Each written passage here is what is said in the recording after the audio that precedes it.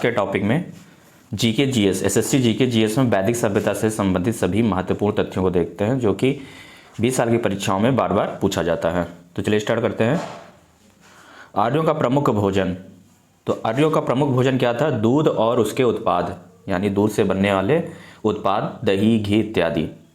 क्षीर पकोदन का मतलब क्या होता है? दूध में यो यानी जौ को हम यो भी बोलते हैं। दूध में जौ डालकर बनाया जाता था, उसको हम बोलते थे क्षीर पकोदन। करम्ब क्या है? जौ के सत्तू को दही में डालकर बनाया जाता था। करम्ब में क्या होता है? जौ के सत्तू को दही में डालकर बनाया जाता था वैदिक सभ्यता में। आगे देखते हैं।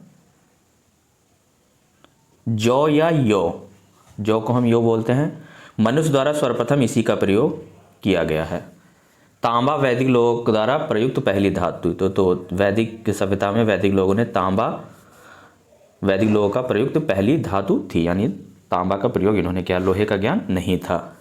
आर्यनी या आर्यणी, ये वैदिक काल में वन की देवी थी, यानी वैदिक काल में वन की देवी को हम आर्यनी या आर्यणी कहते थे। वेद त्रयी या त्रयी, तो वेद त्रयी में आते हैं ऋग्वेद, सामवेद, यजुर्वेद को कहा जाता है वेद त्रयी। जीवन की अवस्थाएं, जीवन की 4 अवस्थाएं हैं। कौन कौन सी? ब्रह्मचर्य, गृहस्थ, वानप्रस्थ और संन्यास। वर्ण व्यवस्था व्यवसाय पर आधारित थी, यानी जो वर्ण व्यवस्था थी वैदिक सभ्यता में वो व्यवसाय पर आधारित थी। ऋग्वेद के 9वें मंडल में इसका उल्लेख मिलता है, यानी ऋग्वेद के 9वें मंडल में वर्ण व्यवस्था का उल्लेख मिलता है। समिति, ऋग्वेद में इसका उल्लेख मिलता है। समिति का उल्लेख कहाँ मिलता है? ऋग्वेद में।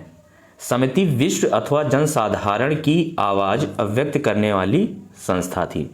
राजा के निर्वाचन एवं पुनर्निर्वाचन में इसका महत्वपूर्ण योगदान था। तो ये हो गया समिति के बारे में, जो कि ऋग्वेद में इसका उल्लेख मिलता है।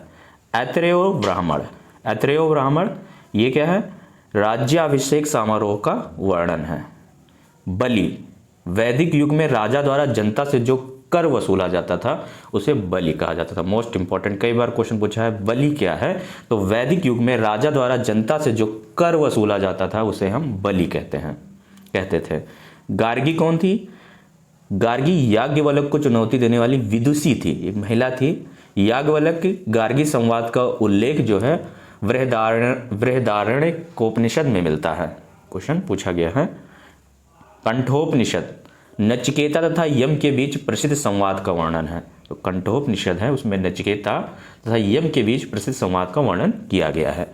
मैक्स मूलर, इसने आर्यों को एक जाति कहा था। मैक्स मूलर ने आर्यों को क्या कहा? आर्यों को एक जाति कहा था।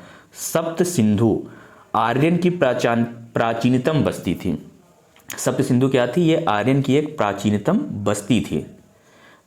आगे हम देखेंगे परसुणी जो है रावी नदी को कहा जाता था, यानी प्राचीन नाम, रावी नदी का प्राचीन नाम परसुणी था। 10 राग युद्ध परसुणी नदी के तट पर हुआ था। जो 10 राग युद्ध है ये परसुणी नदी के तट पर हुआ था। सत्यमेव जयते कहाँ से लिया गया है? क्वेश्चन कई बार रिपीट हुआ है। मंडोकनिषद से सत्यमेव जयते लिया गया है। ऋग्वैदिक आर्य पशुचारक थे। ऋग्वैदिक आर्य क्या थे? पशुचारक थे। आर्य पशुचारक थे, यह निम्न तथ्यों से स्पष्ट होता है। ऋग्वेद में गाय के अनेक संदर्भ हैं। ऋग्वेद में गाय के अनेक संदर्भ हैं। अधिकांश युद्ध गायों के लिए ही लड़े गए, यानी ऋग्वेद में जितने भी युद्ध लड़े गए वो गायों के लिए लड़े गए। अधिकांश पुरोहितों को दिया जाने वाला उपहार प्रायः गायें होती थी, ना कि जमीन। यानी पुरोहितों को जो उपहार दिया जाता था वो जमीन ना देकर लोग गाय थी, यानी गाय इतना मूल्यवान थी ऋग्वैदिक काल में। ऋग्वेद के बारे में कुछ तथ्य देखते हैं जो कि रिपीट होते हैं। इसमें सबसे प्रमुख देवता इंद्र है, यानी कि ऋग्वेद के प्रमुख देवता इंद्र है। इस वेद में वैदिक युग की प्राचीनतम संस्कृति के बारे में सूचना दी जाती है। मानव जाति की सबसे पुरानी साहित्यिक विरासत है। 4 वेदों में सबसे पुराना वेद आपका ऋग्वेद है। सामवेद में संगीत का वर्णन है। यजुर्वेद में धार्मिक अनुष्ठान का वर्णन है। विवाह संस्कार देख लेते हैं। विवाह संस्कार से क्वेश्चन बने हुए हैं।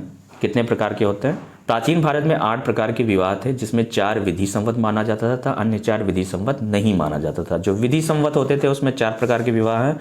ब्रह्म विवाह, ब्रह्म विवाह, दैव विवाह, आर्ष विवाह, प्रजापति विवाह।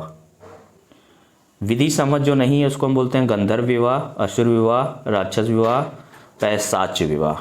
तो ये 8 प्रकार के विवाह हो गए।